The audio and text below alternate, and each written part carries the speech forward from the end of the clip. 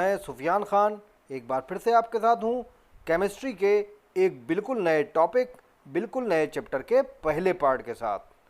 तो आज इस पार्ट में, इस टॉपिक में, इस वीडियो में हम पढ़ेंगे एक नया चैप्टर जिसका नाम है कार्बन एंड इट्स कंपाउंड्स, यानी कार्बन तथा उसके यौगिक। तो बच्चों चलिए शुरू करते हैं, देखते हैं कि इस चैप्टर में क्या है। और बच्चों शुरू करने से पहले आप याद रखिएगा कि ये जो केमिस्ट्री का चैप्टर है कार्बन एंड इट्स कंपाउंड, इसका मार्क्स के हिसाब से वेटेज बोर्ड में बहुत ज़्यादा है और ये एक बहुत ही ज़्यादा इम्पॉर्टेंट चैप्टर है जिसको मैं आपको पढ़ाऊँगा। तो उसको पढ़ने के बाद ये चैप्टर आपके लिए बच्चों का खेल बन जाएगा। तो अगर आप इस चैप्टर को समझना चाहते हैं, अच्छी तरह से इसके कॉन्सेप्ट को क्लियर करना चाहते हैं, तो बने रहिएगा इस वीडियो में आखिर तक मेरे साथ। चलिए शुरू करते हैं carbon and its compound, carbon तथा उसके यौगिक। तो बच्चों सबसे पहली चीज, क्योंकि इस चैप्टर का नाम आपको बता रहा है, नाम है कार्बन तथा उसके यौगिक, तो इसमें सबसे पहले जो हम स्टडी शुरू करेंगे और जिसके चारों तरफ हमारी स्टडी घूमेगी वो है कार्बन। तो सबसे पहले कार्बन को ही जानते हैं। तो बच्चों आप जान लीजिए और आपको पता भी होगा कि कार्बन एक नॉन मेटल है, जिसका एक रूप कोयला भी होता है, जिसको हमने अपनी लाइफ में बहुत देखा है। Carbon is a non metal. और दूसरी बात बच्चों कि कार्बन जो है उसकी प्रॉपर्टी एक दूसरी ये है कि ये हमेशा जब भी किसी भी एटम के साथ केमिकली बॉन्ड बनाएगा या किसी भी एटम के साथ जुड़ेगा तो हमेशा वो कोवेलेंट बॉन्ड बनाएगा बच्चों, यानी ये जो है आपका सहसंयोजक बंध बनाएगा बच्चों।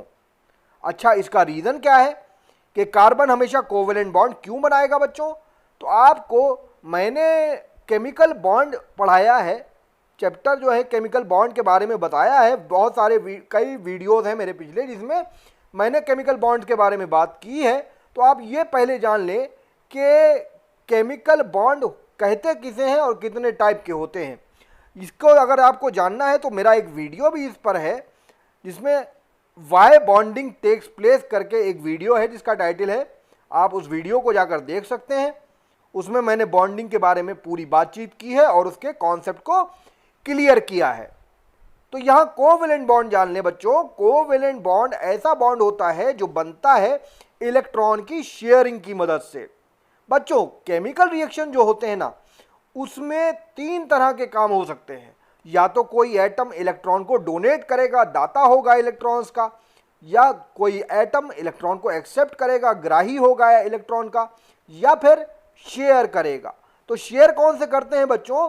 जिनकी एटम की outermost shell half filled होती है वो इलेक्ट्रॉन की शेयरिंग करते हैं। और ऑक्टेट रूल के अकॉर्डिंग कंप्लीट फिल्ड शेल किसे कहते हैं? जिसमें 8 इलेक्ट्रॉन होते हैं बच्चों। तो आप यहां देखिए कार्बन की आउटर मोस्ट शेल में 4 इलेक्ट्रॉन हैं और फुल ऑक्टेट रूल के हिसाब से कितने होते हैं? 8। तो यानी इसकी शेल हाफ फिल्ड है आउटर मोस्ट, इसलिए ये कोवेलेंट बॉन्ड बनाता है बच्चों।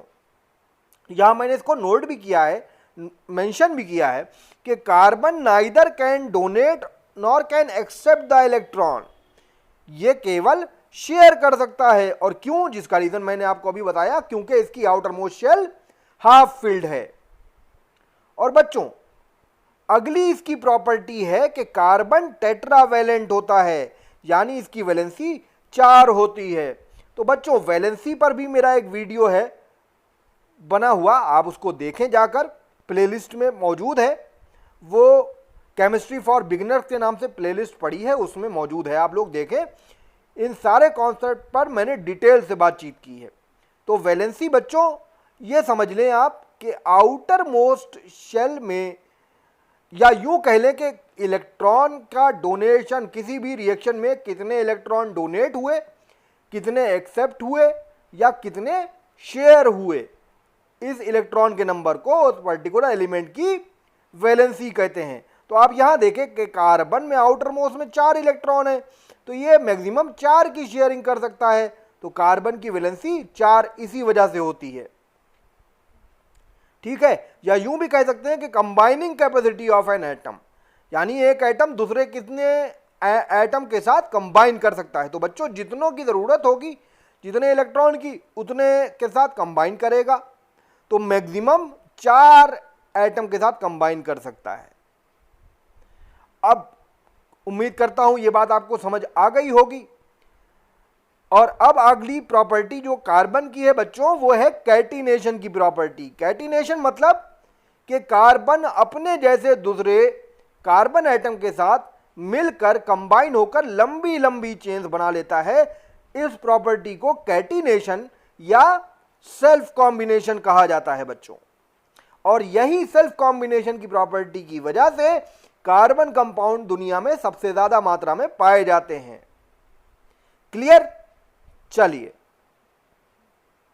ये देखिए, यहां पर आपको मैंने दिखाया है कि इस तरह से कार्बन दूसरे कार्बन एटम के साथ मिलकर कैसे लंबी लंबी चेन्स बनाता है। अगली प्रॉपर्टी बहुत अहम प्रॉपर्टी है कार्बन की, वो है बच्चों एलोट्रॉपी। एलोट्रॉपी क्या होती है बच्चों? जब कोई भी एलिमेंट, सिर्फ कार्बन के ही एलोट्रॉप नहीं होते हैं, फास्फोरस के भी एलोट्रॉप होते हैं बच्चों। तो आप यूं समझ लें कि एलोट्रॉपी किसे कहते हैं? जब कोई भी एलिमेंट एक से ज्यादा फिजिकल फॉर्म्स में अलग अलग शक्लों में पाया जाता है तो उन अलग अलग शक्लों को एलोट्रॉप कहते हैं, और इस फिनोमिना को एलोट्रॉपी कहते हैं। इस प्रॉपर्टी को एलोट्रॉपिज्म कहते हैं। हिंदी में इसे अपर रूपता बोलते हैं बच्चों।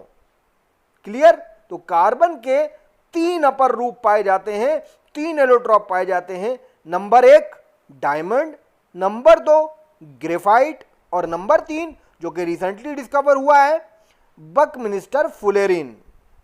ये 3 एलोट्रॉप कार्बन के पाए जाते हैं बच्चों, एग्जिस्ट करते हैं।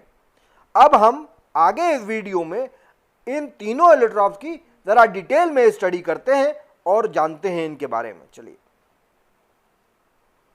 तो बच्चों जैसा कि हमारी बात हुई, पहला एलोट्रॉप है कार्बन का डायमंड। तो हम इसको जानते हैं और इसके स्ट्रक्चर के बारे में बात करते हैं। तो बच्चों डायमंड क्योंकि कार्बन का अपर रूप है, और मैंने बताया कि अपर रूप उसे कहते हैं कि एलिमेंट कई अलग अलग फिजिकल फॉर्म्स में, शक्लों में पाया जाए। तो कार्बन का एलोट्रॉप होने का मतलब यह है कि यह केवल कार्बन से बना हुआ है, मेड अप ऑफ कार्बन है, तो इसमें कार्बन पाया जाएगा सिर्फ। और क्योंकि आपको मालूम है कि डायमंड के क्रिस्टल होते हैं, टुकड़े होते हैं, तो एटम बहुत छोटे छोटे होते हैं। इस बात का सबूत अब इससे क्या साबित होता है? इससे यह साबित होता है कि एक डायमंड क्रिस्टल में बिलियंस ऑफ, लाखों करोड़ों कार्बन एटम मौजूद होंगे।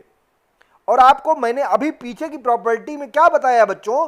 पीछे की प्रॉपर्टी में अभी हमारी बात हुई, ये देखिए कि कार्बन जो है वो जब भी किसी भी एटम के साथ, भले ही दूसरे कार्बन के साथ ही क्यों ना जुड़े, क्या बनाएगा बच्चों? सिर्फ और सिर्फ कोवेलेंट बॉन्ड बनाएगा। तो अब आप यहां याद रखें कि जब डायमंड में बिलियंस ऑफ कार्बन एटम हैं तो वो आपस में एक दूसरे से कंबाइन भी करते हैं, जुड़े होते हैं। और जुड़े होते हैं तो केवल क्या बनाएंगे बच्चों? कोवेलेंटली बॉन्डेड होंगे आपस में। सिर्फ उनके बीच में क्या होगा? कोवेलेंट बॉन्ड होगा। तो बिलियंस ऑफ एटम के बीच में जब कोवेलेंट बॉन्ड होगा बच्चों, तो इसका मतलब यह है कि डायमंड क्रिस्टल के अंदर एक बहुत ही बड़ा, very large network of covalent bond होगा बच्चों। और याद रखिएगा कि कोवेलेंट बॉन्ड एक अच्छा खासा मजबूत बॉन्ड होता है। तो जब इतने सारे कोवेलेंट बॉन्ड होंगे तो बच्चों इनको तोड़ने के लिए भी हमको बहुत ही ज्यादा एक्सट्रीम अमाउंट ऑफ एनर्जी चाहिए होगा, यानी इसको तोड़ने के लिए। तो यही वजह है बच्चों कि डायमंड का मेल्टिंग पॉइंट जो है वो बहुत ही ज्यादा हाई होता है, क्योंकि इसके अंदर इतने बड़े कोवेलेंट बॉन्ड के नेटवर्क को तोड़ने के लिए बहुत ही ज्यादा मात्रा में टेम्परेचर की जरूरत होती है। तो आपको समझ में आ गया बच्चों? बोर्ड में पूछा जा सकता है आपसे कि डायमंड का मेल्टिंग पॉइंट बहुत ज्यादा होने का कारण क्या है? तो उसका रीजन यही है कि because in diamond crystal a very large network of covalent bond is present, and covalent bond is a reasonably strong bond or considerably strong bond. To break this large network of bond we need या we require a very large amount of heat, जिसकी वजह से diamond का जो melting point है वो बहुत ज्यादा हाई होता है बच्चों। और कितना होता है? वो होता है बच्चों 3500 डिग्री सेंटीग्रेड से भी ज्यादा। क्लियर? अब दूसरी बात, इसकी एक प्रॉपर्टी तो ये हो गई कि डायमंड हार्डेस्ट नोन मटेरियल है, और हार्डेस्ट होने यानी कठोरतम जो आपका पदार्थ है धरती पर वो डायमंड है। और कठोरतम होने की रीजन भी यही है कि इसमें इतना बड़ा नेटवर्क है कोवेलेंट बॉन्ड का, जिससे बहुत मजबूती से सारे कार्बन एटम बंधे रहते हैं। यही इसकी वजह है कि हार्डेस्ट नोन मटेरियल भी डायमंड ही है बच्चों। अगली प्रॉपर्टी बच्चों डायमंड की है, गौर से सुनिएगा कि डायमंड जो है वो इलेक्ट्रिसिटी का बैड कंडक्टर है, यानी कुचालक है विद्युत का। और विद्युत का कुचालक क्यों है बच्चों? याद रखिएगा, सबसे पहले ये रीजन आप जानिए, ये समझिए कि कोई भी पदार्थ, कोई भी सब्सटेंस कब कंडक्टर होता है और कब नॉन कंडक्टर होता है। यानी ऐसी कौन सी चीज, ऐसा कौन सा फैक्टर है जो यह तय करता है कि कोई गिवन सब्सटेंस कंडक्टर होगा या नहीं होगा। तो बच्चों इसको ध्यान से सुनिए कि किसी भी चीज के कंडक्टर होना या ना होना उसके अंदर मौजूद फ्री वैलेंसीज या फ्री इलेक्ट्रॉन्स की वजह से होता है। यानी जिस भी सब्सटेंस के अंदर उसके एटम्स में, उसके मॉलिक्यूल्स में फ्री वैलेंसीज पाई जाएंगी वो गुड कंडक्टर होगा, और जिसमें नहीं पाई जाएंगी वो बैड कंडक्टर होगा बच्चों। और यहां पर कार्बन की वैलेंसी है 4।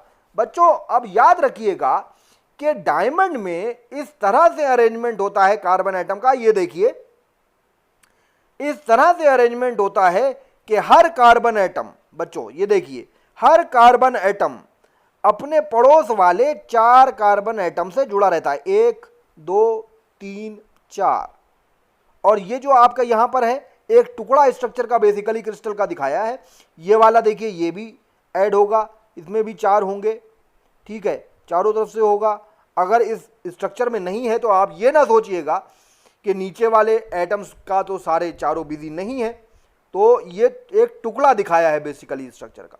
तो हर कार्बन एटम की चारों वैलेंसीज बिजी होती हैं बच्चों, वो अपने पड़ोस वाले, हर कार्बन एटम अपने पड़ोस के 4 कार्बन एटम से कोवेलेंटली बॉन्डेड रहता है।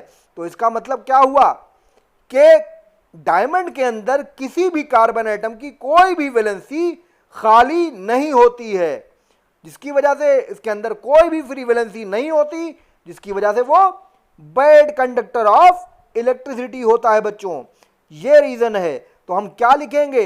रीजन आएगा अगर बैड कंडक्टर होने का बताने को पूछा जाएगा, हम लिखेंगे कि diamond, because carbon atom in the diamond crystal या in the diamond does not have any free valencies. Due to the absence of free valencies, diamond is a bad conductor of electricity. तो clear? और एक बात और याद रखिए कि diamond को अगर जलाया जाता है, बर्निंग की जाती है उसकी, तो सिवाय राख के कुछ नहीं बचता है। और ये इस बात का सबूत है कि डायमंड केवल कार्बन से ही बना हुआ है बच्चों। क्लियर? चलिए आगे देखते हैं, अगले अपर रूप, अगले एलोट्रॉप की बात करते हैं। अगला अपर रूप या एलोट्रॉप है कार्बन का, वो है बच्चों ग्रेफाइट। और ग्रेफाइट के अंदर एक खास बात है बच्चों कि ग्रेफाइट भी क्योंकि कार्बन का रूप है तो नॉन मेटल होगा। दुनिया में अकेला ऐसा नॉन मेटल है जो इलेक्ट्रिसिटी का गुड कंडक्टर है, यानी ये अपने खानदान का बागी है, नॉन मेटल का बागी है ये। तो क्यों है ये नॉन मेटल होने के बावजूद भी गुड कंडक्टर ऑफ इलेक्ट्रिसिटी? चलिए जानते हैं, और ये बोर्ड में भी कई बार बच्चों पूछा गया है। तो ग्रेफाइट जो है एक और फॉर्म है कार्बन की, एक और एलोट्रॉप है जिसमें कार्बन एटम शीट की फॉर्म में अरेंज होते हैं बच्चों। शीट, देखिए इस तरह से एक शीट, फिर उसके नीचे दूसरी शीट थोड़ी दूरी पर, फिर उसके नीचे तीसरी शीट, इस तरह से अरेंज होते हैं बच्चों। देखिए यहां पर स्ट्रक्चर में ये एक शीट हो गई, इसमें दो शीट दिखाई गई बच्चों, एक ये शीट हो गई। शीट्स की फॉर्म में ऊपर नीचे अरेंज होते हैं। और याद रखिएगा बच्चों कि शीट के अंदर कार्बन एटम होते हैं और शीट के अंदर मौजूद सारे के सारे कार्बन एटम अपने पड़ोस वाले, गौर से सुनिएगा, अपने पड़ोस के 3 कार्बन एटम से जुड़ा रहता है। हर एक कार्बन एटम इस तरह का अरेंजमेंट होता है कि हर एक कार्बन एटम ग्रेफाइट के अंदर अपने पड़ोस के 3 कार्बन एटम से जुड़ा रहता है बच्चों। और याद कीजिए कि कार्बन की वैलेंसी कितनी होती है बच्चों? 4। इसका मतलब क्या हुआ कि हर कार्बन एटम की एक वैलेंसी खाली है और ग्रेफाइट में भी बिलियंस ऑफ एटम होंगे। तो इसका मतलब यह है कि graphite has billions of free valencies. और मैंने अभी आपको क्या बताया था कि कंडक्टर होने के लिए क्या जरूरी है? केवल कि उस सब्सटेंस के अंदर, एटम के अंदर, मॉलिक्यूल के अंदर फ्री वैलेंसीज हो। तो यहां आप देखिए कि कितनी ज्यादा फ्री वैलेंसीज हैं। इन्हीं फ्री वैलेंसीज की मौजूदगी की वजह से ग्रेफाइट नॉन मेटल होने के बावजूद भी गुड कंडक्टर है, यानी विद्युत का सुचालक है बच्चों। तो बात समझ में आई? एक और प्रॉपर्टी बच्चों, ग्रेफाइट की 2 और प्रॉपर्टीज हैं। वो एक प्रॉपर्टी है कि ग्रेफाइट जो है स्लिपरी इन नेचर होता है। स्लिपरी होता है, चिकना होता है। पेंसिल की नोक भी बच्चों ग्रेफाइट की ही बनी होती है। सेल के अंदर जो रॉड निकलती है ब्लैक कलर की, वो भी ग्रेफाइट होता है। तो ये जो शीट्स हैं, इनके स्लिपरी होने की वजह क्या है? ये जो शीट्स हैं, ये शीट्स एक दूसरे पर स्लिप कर सकती हैं बच्चों। ये वाली शीट्स जो हैं, ये शीट्स जो हैं एक दूसरे पर स्लिप कर सकती हैं, जिसकी वजह से ये स्लिपरी इन नेचर होता है बच्चों। तो बात समझ में आई? चलिए अगली प्रॉपर्टी ग्रेफाइट के अंदर एक और ख़ास प्रॉपर्टी है बच्चों कि ये जो है बहुत सॉफ्ट होता है, यानी आसानी से टूट जाता है। देखिए हम पेंसिल की नोक के बारे में जानते हैं, वो सॉफ्ट क्यों होता है बच्चों? यहां पर इसी स्ट्रक्चर में इसका रीज़न है। देखिए कोवैलेंट बॉन्ड अगर बहुत दूर एटम है तो नहीं बन पाते हैं। कोवैलेंट बॉन्ड बनने के लिए एक ख़ास डिस्टेंस होती है जिसको हम कोवैलेंट रेडियाई कहते हैं, वो बहुत कम होती है बच्चों। ज़्यादा दूरी पर अगर एटम होंगे तो उनके बीच में कोवैलेंट बॉन्ड नहीं बन पाएगा। और हम जानते हैं कि कार्बन केवल कोवैलेंट बॉन्ड बनाता है। तो देखिए आपस में शीट के अंदर जो एटम मौजूद है उनके बीच में तो कोवैलेंट बॉन्ड बन रहा है, आपको दिख रहे हैं। लेकिन 2 शीट के, अलग अलग शीट के कार्बन एटम के बीच देखिए काफ़ी दूर हैं, ये बहुत दूर हैं, ये वाली शीट के और ये वाली शीट के। तो इतने दूर है कि इनके बीच में कोवैलेंट बॉन्ड नहीं बन पाता है। तो ये एक शीट के एटम दूसरी शीट के एटम से इंटरेक्ट करते हैं, लेकिन बहुत ही ज़्यादा वीक फोर्स से, या यूं मैं कहूं कि weakest force of the universe के जरिए इंटरेक्ट करते हैं। उसको कहते हैं हम बच्चों वैन डर वाल फोर्स। क्या कहते हैं बच्चों? वैन डर वाल फोर्स कहते हैं। तो वैन डर वाल फोर्स क्योंकि वीकेस्ट हैं इसलिए आसानी से खत्म हो जाते हैं। इसलिए यही वजह है कि ग्रेफाइट बहुत सॉफ्ट होता है, आसानी से टूट जाता है बच्चों। और इसके स्लिपरी होने का एक और क्वालिटी, जो स्लिपरी होने की क्वालिटी है, उसके से एक और यूज इसका होता है कि ग्रेफाइट को ड्राई लुब्रिकेंट की फॉर्म में यूज किया जाता है, यानी सूखा ल्यूब। यानी किन चीज़ों में? उन मशीनों में जो बहुत ज़्यादा हाई टेम्परेचर पर ऑपरेट होती हैं। क्योंकि अगर हाई टेम्परेचर की मशीन में हम लिक्विड मोबिल डालेंगे तो वो बहुत ज़्यादा टेम्परेचर होने की वजह से मोबिल इवोपरेट हो जाएगा और उसके डालने का कोई फ़ायदा नहीं होगा। इसलिए उन मशीनों में उसको चिकना रखने के लिए उसके पुर्जों को, ग्रेफाइट को ड्राई लुब्रिकेंट की फॉर्म में यूज़ किया जाता है बच्चों। बात समझ में आई? चलिए आगे देखते हैं अगले एलोट्रॉप के बारे में। अगला एलोट्रॉप है बच्चों, जैसा कि आप जानते हैं, बकमिंस्टर फुलेरेन। ये अभी रिसेंटली डिस्कवर किया गया है बच्चों। और बकमिंस्टर फुलेरिन का जो मॉलिक्यूल होता है वो फुटबॉल शेप का होता है देखने में। ये देखिए आप, ये बना हुआ है।